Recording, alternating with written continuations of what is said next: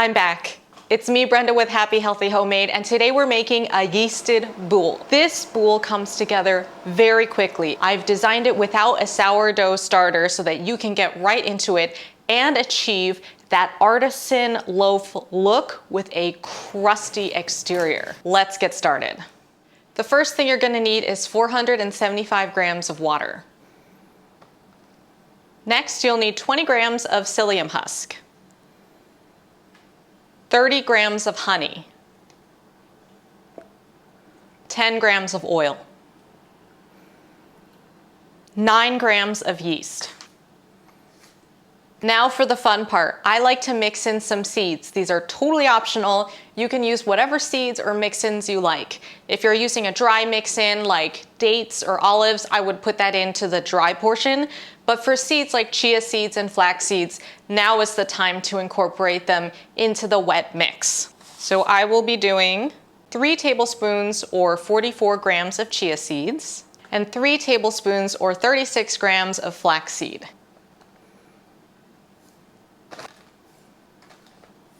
Now I'm going to mix this up and set it aside.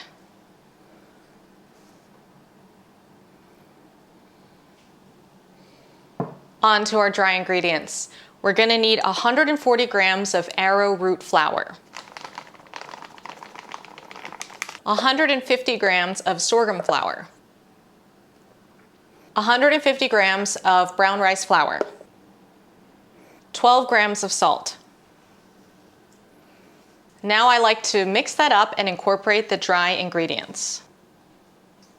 By now your wet ingredients should have formed a gel. We're going to pour that right into the dry ingredients. And we're going to incorporate those two together. Once it forms a shaggy dough, I like to go in with my hands. Once it's come into a ball, I like to take it around the edge and pick up all the dry bits from the bowl.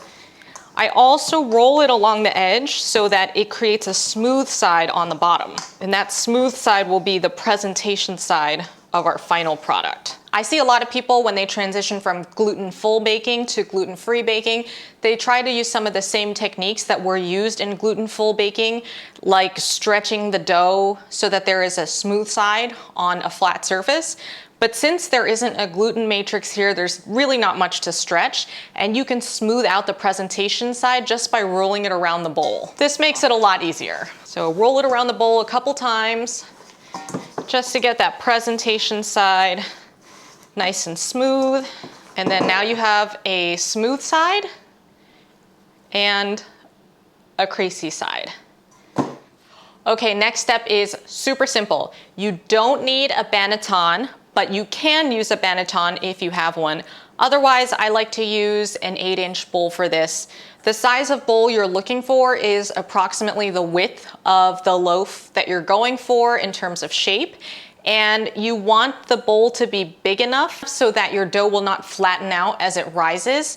This will help support the shape, but you don't want your bowl to be so small that if it rises, it's going to spill over the edge. So take whatever bowl you have that fits your dough ball and cover it with a cotton cloth. I like to make sure the cloth is loosely over the bowl because the dough will need room to drop in. And then I dust the cloth with some sorghum flour. You don't need anything fancy to do this. You could use a tea strainer or some kind of colander. All we're going for is a light dusting of flour. You can also use brown rice flour here. And when I do this, I like to go around the far edges as well because that will be touching the dough too. Now the dough ball will go in. The easiest way to get this out of the bowl and keep the smooth side is to put your hand gently on the dough ball and tip the bowl and let it release. You're gonna wanna place this gently with the smooth side down. Now cover the dough loosely so that it has room to rise.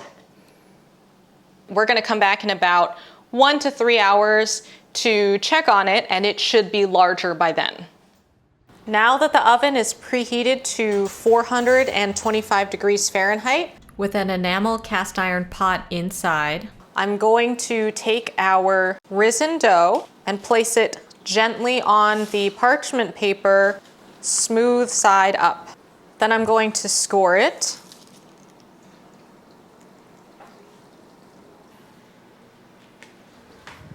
We'll gently place our bread inside, cover it with the lid, and place it in the oven. Now we'll let that go for 45 minutes with the lid on. After 45 minutes, I'm going to remove the lid and let it bake for another 25 minutes with the lid off. 25 minutes later, here's what it looks like. And I'm going to remove it from the pot and place it on a rack to cool. Our loaf has cooled off a little, but is still warm. Let's have a taste. This smells amazing. Just gonna put a little bit of butter on my slice. It's nice and soft on the inside. Still a little bit warm.